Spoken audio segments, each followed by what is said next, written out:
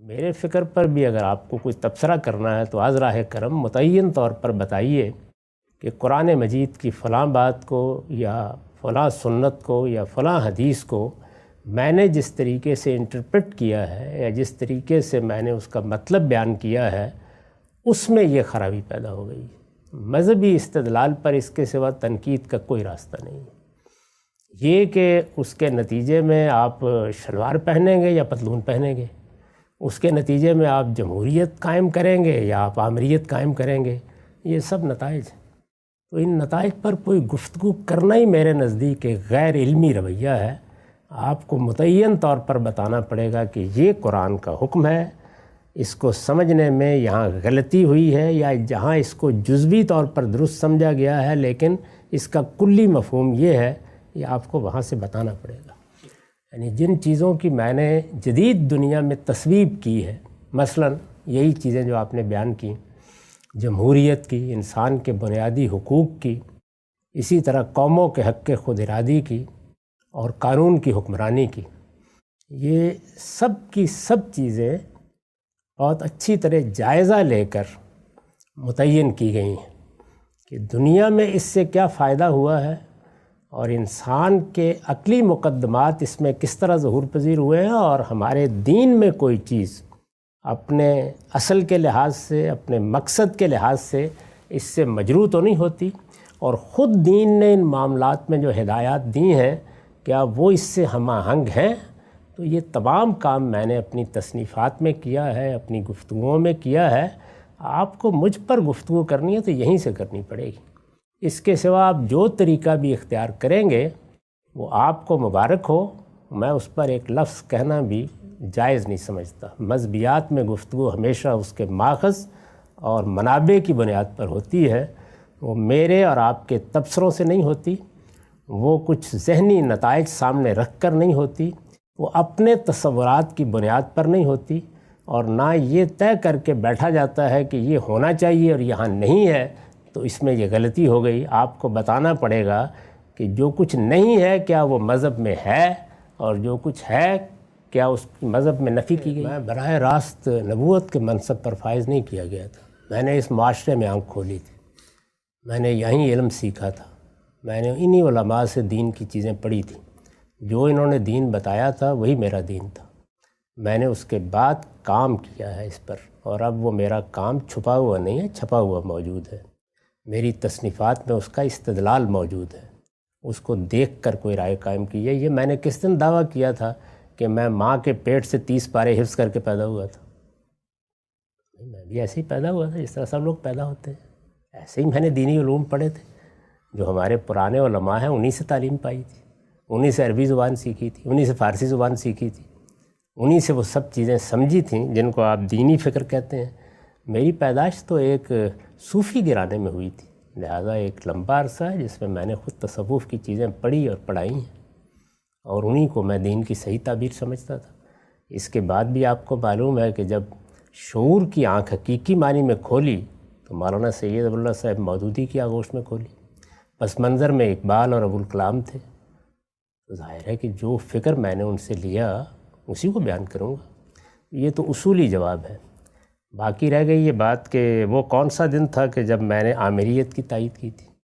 اولین تصنیف جو اب میری شائع بھی نہیں ہوتی، اسلام کا سیاسی نظام کے عنوان سے ہے، تو آپ ذرا نکال کے دیکھ لیجئے اس میں امرہم شورا بینہم کے بارے میں کیا لکھا ہوا ہے. اس لیے یہ بات تو کسی طرح بھی صحیح نہیں. قومی ریاست کو میں نے کبھی موضوع نہیں بنایا، اس وقت موضوع بنایا ہے جب اسلام اور ریاست ایک جوابی بیانیہ لکھا ہے. اس سے پہلے اگر میں نے قومی ریاست کی کوئی نفی فرمائی ہو تو ذرا بتا دیجیے. جس کتاب کا آپ نے حوالہ دیا وہاں پر خواتین کے ووٹ کی تو آپ نے نفی فرمائی نا. تو عرض کر دیا کہ یہ سارا میرا سفر ہے. اس کے دوران میں بہت سی آراء ہیں جن کے اندر تغیر ہوا، تبدیلی ہوئی، اس لیے کہ میں نے کام کیا ہے. نہ میں یہ فکر ماں کے پیٹ سے لے کے پیدا ہوا تھا، اور نہ میں نے اس جمود کو اختیار کیا ہے کہ جو کچھ مجھے دے دیا گیا ہے اب میرا ذہن اس پر متحجر ہو گیا ہے، فوسلائزڈ ہو گیا ہے، مجھے اس کا جائزہ نہیں لینا.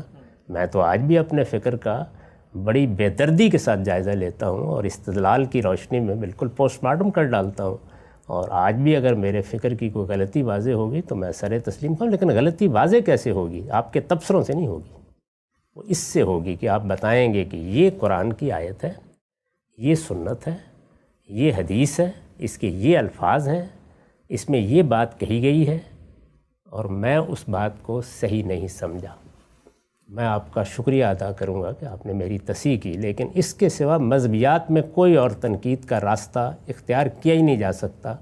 جو آدمی بھی کرے گا وہ اپنے آپ سے گفتگو کرے گا، اور ہم کلامی پر میں کوئی تبصرہ نہیں۔ مذہب کی مجموعی ساخت اور فہم متعین کریں نا، بتائیں مجھے کیا ہے، وہ تو اسی طرح بتانا پڑے گا، یعنی قرآن سے بتانا پڑے گا، سنت سے بتانا پڑے گا، حدیث سے بتانا پڑے گا۔ وہ آپ کے تصورات نہیں ہو سکتے، وہ آپ کا کلچر نہیں ہو سکتا، وہ آپ کے توہمات نہیں ہو سکتے۔ مذہب میں اس طرح کے کسی فلسفے کی کوئی اہمیت نہیں ہے، آپ کو بتانا پڑے گا وہ کیا چیز ہے۔ یعنی آپ پہلے بتائیں گے کہ یہ اللہ تعالیٰ نے فرمایا ہے، اس کا یہ نتیجہ نکلنا چاہیے، تو جو نتیجہ آپ بیان کر رہے ہیں اس کو پہلے اصل ماخذ سے ثابت کیجئے، بتائیے، ورنہ میں اس کے جواب میں بہت آسانی کے ساتھ کہہ سکتا ہوں کہ آپ نے لوگوں کے لیے جو اسر و اغلال تیار کیے تھے الحمدللہ میں نے وہ اتار دی، جو بیڑیاں آپ نے پہنائی تھیں لوگوں کو وہ میں نے اتار دی، اور ان کو بتا دیا کہ اصل دین یہ ہے، عمل کریں اس کے۔ تو نتیجے کے اعتبار سے ایک بندہ مومن کے دل میں جو معاملہ آخرت کے بارے میں ہونا چاہیے تھا، جو اس کا اللہ سے تعلق ہونا چاہیے تھا، وہ ان جدید آسائشوں نے، ان جس کو آپ کہتے ہیں عیاشیوں نے، ان ٹیکنالوجی کی چکا چوند نے وہ ختم کر دیا۔ کیونکہ باقی سب لوگوں نے تو اس کا بائیکاٹ کیا ہوا ہے، نہ انہوں نے کبھی کیمرہ ہاتھ میں پکڑا ہے، نہ کبھی موبائل ہاتھ میں پکڑا ہے، نہ کبھی جہاز پہ بیٹھے ہیں، نہ کبھی گاڑی میں سوار ہوئے ہیں۔ باقی سب نے تو غالباً اس کا بائیکاٹ کیا ہوگا نا۔ ذرا بتائیں مجھے، ذرا فہرست بنا کے ذرا بتائیے مجھے۔ وہ کہتے ہیں دل میں برا جان کے استعمال کرتے ہیں، دل میں برا جانتے ہیں اور استعمال کرتے ہیں، تو الحمدللہ اللہ نے مجھے اس منافقت سے بچایا ہوا ہے۔ میں جس چیز کو صحیح سمجھتا ہوں اسی کو استعمال کرتا ہوں، جس کو صحیح سمجھتا ہوں اسی کی تائید کرتا ہوں۔ اور یہ جو آپ نے تقریر فرمائی ہے تو کیا مغرب کی پوری تہذیب ہے جس کے بارے میں میں نے کبھی کوئی بات کی ہے؟ نہیں، وہ چیزیں جو میرے نزدیک غلط نہیں ہیں ان کو میں آپ کے کہنے پہ غلط نہیں کہہ سکتا، اور جو میرے نزدیک صحیح ہیں اور اللہ کے دین میں ان کی یا اجازت ہے یا اللہ کے دین میں اس کے بارے میں کوئی ہدایت دی گئی ہے، میرا فرض ہے کہ میں اس کو لوگوں کو بتاؤں۔ اور اگر کوئی غلط فکر سے، غلط تشریح سے، غلط فہم سے، غلط تہذیبی روایت سے، غلط ثقافت سے اسر و اغلال تیار کر کے لوگوں کی گردن میں ڈال دیے گئے ہیں، بیڑیاں ان کو پہنا دی گئی ہیں، تو اس کو دور کر دوں۔ اللہ کے پیغمبر کا تعارف یہ کرایا گیا تھا کہ وہ جو یہود نے اسر و اغلال پیدا کر دیے ہیں، جو بیڑیاں پہنا دی ہیں اور توق گلے میں ڈال دیے ہیں، وہ ان کو اتار دیں گے۔ لیکن یہ جو ماڈرنسٹ لوگ ہیں، یہ جو ملحدین ہیں، وہاں بڑی دوستیاں ہوتی ہیں، بڑی اچھے طریقے سے باتیں ہو رہی ہوتی ہیں، تو یہ فکر کا یہ اثر نہیں پھر ہم کہیں گے کہ جی اس نے گاندھی صاحب کو سنا ہو، مولویوں پر تو بڑا کھل کے بولتا ہے، لیکن یہ باقی جو خرافات ہو رہے تھے اس پر اس کی زبان نہیں کھلتی؟ جی ہاں، اور اس میں غالباً گیلپ کا سروے کرایا گیا ہوگا، ایک ایک آدمی کا باقاعدہ انٹرویو کیا گیا ہوگا، بہت دیانتداری کے ساتھ اس کے افکار خیالات کا جائزہ بھی لیا گیا ہوگا، ہر بات کے بارے میں پہلے اس سے کچھ سوالات پوچھے گئے ہوں گے، پھر اس کے باطن کی تصویر لی گئی ہوگی، اس کے بعد یہ مقدمہ ترتیب پا گیا ہوگا۔ یہ کیا چیز ہے بھائی؟ یعنی آپ میرے نزدیک وہی بات ہے جو میں نے پہلے کہی، متعین طور پر بتائیے کہ یہ قرآن کی آیت ہے، اس کا یہ مطلب غلط سمجھا گیا ہے، یہ سنت ہے، اس کی غلط تعبیر کی گئی ہے، یہ حدیث ہے، اس میں یہ بات بیان ہوئی تھی، یہ ٹھیک طرح سے بیان نہیں کی گئی۔ آپ نے کوئی گہرے سے گہری چیز نکالنی ہے تو اسی کے اندر سے نکال کے دکھائیے پہلے، اس کے بعد بتائیے کیا چیز قابل تنقید ہے۔ باقی میں نے نہ کوئی جماعت بنائی ہے، نہ میں لوگوں کی بیعت لیتا ہوں، نہ میں کوئی شیخ طریقت ہوں، میں اپنا کام کر رہا ہوں، مجھے تو یہ پتہ بھی نہیں کون مجھ سے متاثر ہو رہا ہے اور کون متاثر نہیں ہو رہا۔ تاہم اگر کچھ لوگوں نے اس طریقے کا باقاعدہ سروے کر لیا ہے تو اس کے نتائج کو شائع کرتے ہیں، پھر میں تب سوا کوئی اور سمجھنے کا طریقہ ہے تو از راہ کرم علمی طریقے سے اسے بیان کیجیے۔ یعنی جس طریقے کو ہم نے اختیار کیا ہے وہ تو دنیا کی ہر کتاب، ہر کلام کو سمجھنے کا مسلمہ طریقہ ہے۔ لفظ کو دیکھیں گے، اس کے استعمال کو دیکھیں گے، جملے کو دیکھیں گے، اس کی تالیف کو دیکھیں گے، سیاق و سباق کو دیکھیں گے، بات کہاں کہی گئی ہے، کس سلسلے میں کہی گئی ہے۔ تو اب آپ اس کو نظم کہیں، آپ اس کو سیاق و سباق کہیں، آپ اس کو کانٹیکسٹ کہیں، جو ہی چاہے کہیں، لیکن یہ تینوں چیزیں ہیں۔ تو آپ بھی اسی طرح آئیے اور آ کر بتائیے کہ دیکھیے اس لفظ کے اندر تو یہ ایک دنیا مضمر تھی، آئیے ہم آپ کو نکال کے دکھاتے ہیں۔ پھر بتائیے کہ تالیف جملہ میں یہ مدعا ہے، پھر یہ بتائیے کہ دیکھیے سیاق سباق اس چیز کی رعایت کرتے ہیں، تو کبھی متعین طریقے کے اوپر کوئی 2 مثالیں لے کے اس پہ گفتگو فرمائیں، اس کے بعد پھر میں بتاؤں گا کہ اس میں کیا غلطی ہے اور کس طرح قرآن مجید باہر سے آنے والی ہر چیز کو اگل کر پھینک دیتا ہے۔ یہ اس کے بعد معاملہ ہوگا نا، یہ تبصرہ کرنے سے یہ معاملہ نہیں ہوگا۔ آپ کو متعین طور پر میرے فکر کے جو نتائج ہیں یا استاذ امام نے جو کچھ لکھا ہے تدبر قرآن میں، یا امام فرائی نے جو کام کیا ہے، اس کو سامنے رکھ کر اس میں سے چند چیزوں کا انتخاب کر لیں، یعنی وہی چیزیں جن میں آپ کے خیال کے مطابق مدعا واضح نہیں ہوا یا مدعا محدود ہو گیا ہے یا کوئی زنجیر پہن لی ہے مدعا نے، تو ذرا اس کو کھول کر دکھائیے۔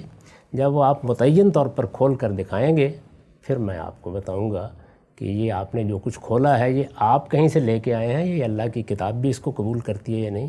قرآن مجید نے اپنے بارے میں یہ خود بتا دیا ہے کہ وہ خدا کی حجت ہے اور وہ ایک فیصلہ سنائے گا، اور فیصلے میں کبھی ہمارے انسان کا اثر انداز ہوتا ہے، لیکن اصل علمی کام یہی ہوتا ہے کہ آپ اپنے فہم کو جس آپ متن کا مطالعہ کر رہے ہیں اس کے تابع رکھیں، اور اگر یہ متن کے تابع نہیں رہنا تو پھر یہ کوئی فلسفہ ہے تو آپ اس کو ضرور بیان فرمائیں، لیکن اپنا فلسفہ ہی کہیں پھر یہ اللہ کی کتاب کی بات نہیں ہے۔ اللہ کی کتاب کی بات تو ہر حال میں حکومت کرے گی، یعنی آپ اس کی فرما روائی کے تحت ہوں گے۔ تو میں نے کبھی اپنے بارے میں یہ نہیں کہا کہ میں نے آخری درجے میں قرآن کو یا اللہ کی کتاب کو سمجھ لیا ہے یا ہمارے استاذ امام نے سمجھ لیا ہے۔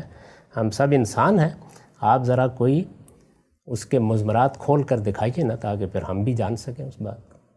تو یہ میدان تبصرے کا میدان نہیں ہے، چند چیزوں کا انتخاب کریں پھر دیکھیں۔ وہی بات، یعنی یہ ساری شخصیتیں جو ہیں اکٹھی کر لی گئی ہیں، سب لوگوں کا باقاعدہ سروے کیا گیا ہے، ایک ایک آدمی کو بلا لیا گیا ہے۔